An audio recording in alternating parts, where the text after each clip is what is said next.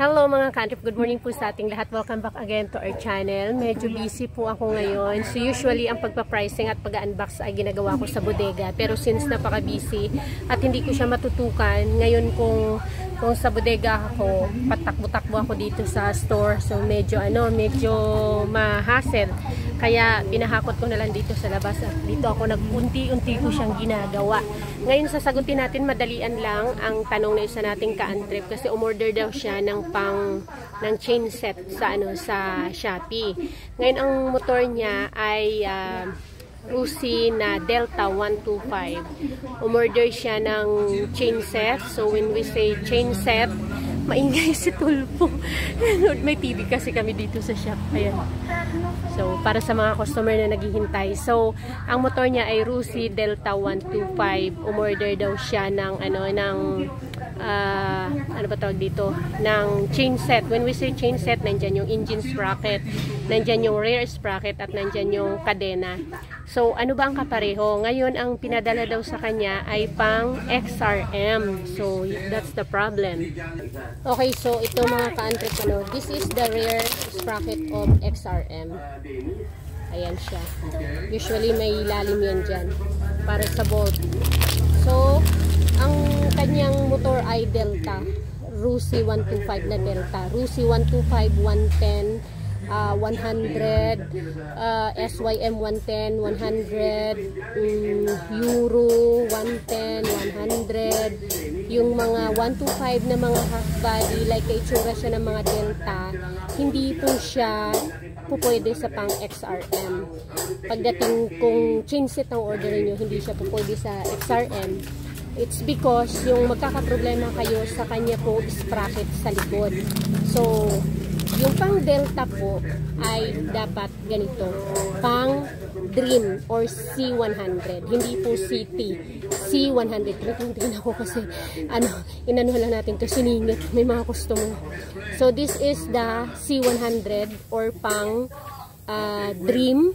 Yan po ang mga kapareho ng mga pang Rusi Delta 125, Euro, mga Rusi 110, basta't mga China motor na mga maliliit o yung mga underbone or tinatawag natin mga half body, sila po yung magkapareho. Hindi po yan sila magkapareho na mga pang XRM. So tingnan po natin ang butas nila. Ganito po ang mangyayari. Ayan. Yan o. Malaki po ang butas ng pang XRM. Yan, halos kasinlakihan sila ng pang TMX. Ito naman yung pang Dream. So meaning, hindi siya kakasya doon sa flange hub mo. Kuha tayo ng flange hub. So ito ang flange hub ng XRM. Ito siya. You see, ito ang flange hub ng XRM. Nasa labas ito kasi may bumili din kanina ng pang Dream. Ang motor niya ay SYM 110. So, yun yung mga kapareho ng mga Delta. So, ito pang XRM. Ito yung sprocket ng XRM. Ngayon, kapag ikakabit mo yung pang XRM na sprocket dito sa flange hub ng pang Rusi SYM Dream, Delta na yon, ganito ang mangyayari. Hindi siya kakasya. Kasi maliit ang butas nito. Meaning, maliit din ang butas ng flange hub ng pang Dream or C100 or yung mga pang China motorcycle na mga maliliit na motor. Hindi siya kakasya. You see? Ayun. So, nasayang yung kanyang chain set at yan din minsan ang problema. Marami yan sa Shopee na kikita ko rin na sinasabi nila doon. Diba? XRM, ini-islas nila. Islas, Rusi, mga ganon.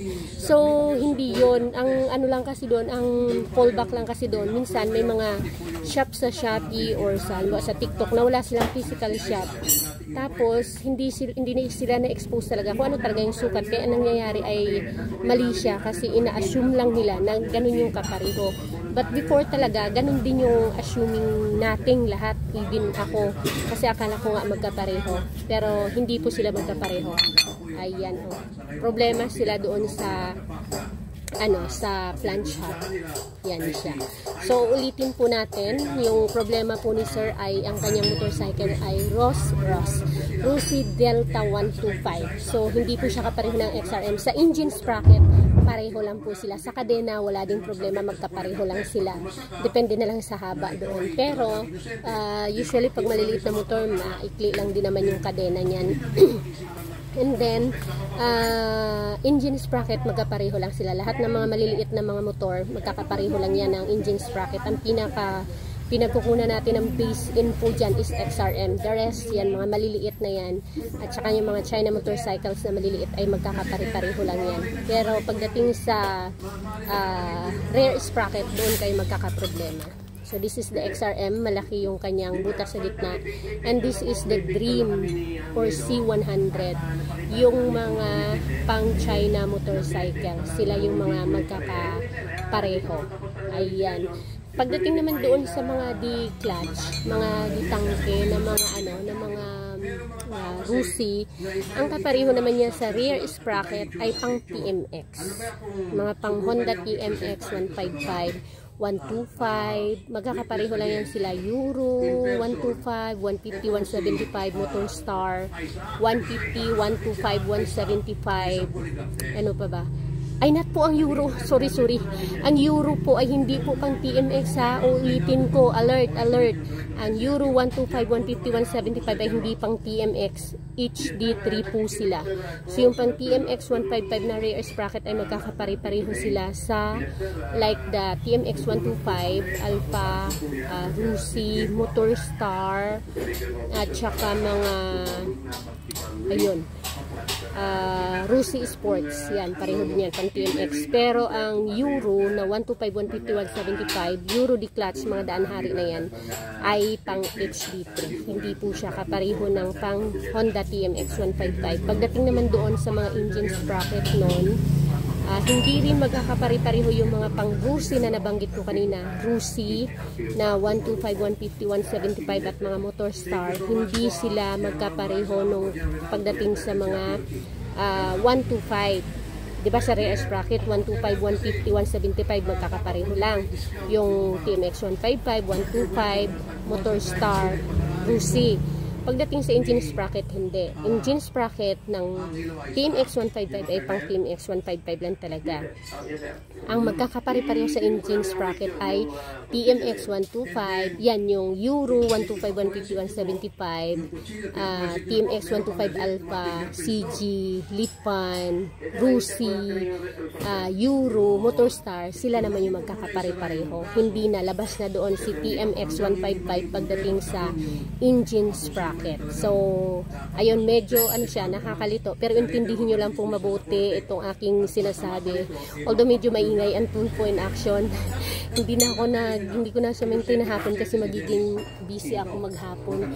Dahil medyo marami akong tatrabahuin na pag-unbox at pagpa-pricing. Kaya, ayan, pagkakita ko, pagkaisip ko, post na ako, ay gagawa na kaagad natin ng video. So yun po, tandaan, ang rear sprocket, ang magkakapareho ay TMX 155, TMX 125, Motor Star at ang mga Rusi. Pagdating sa engine sprocket, ang magkakapareho ay Rusi 125, Euro, wait lang. Ano po? Okay, so ayun lang mga ka-antrep. Thank you so much. Ayan, comment lang kayo kung ano yung gusto nyo pang malaman at kayo ay nagugulimihanan. Pero sasabihin ko na po sa inyo, sorry sa bangs ko. Ginupitan ko ng basa pagkatuyo na kaganyan. So, sabihin ko po sa inyo, hindi po ako maalam or hindi po ako familiar doon sa mga mga pang big bike, yung mga special na motor. Dito lang tayo sa mga basic at mga standard. Bye! See you in my next video. Please don't forget to hit the like and subscribe. Tanong lang kayo.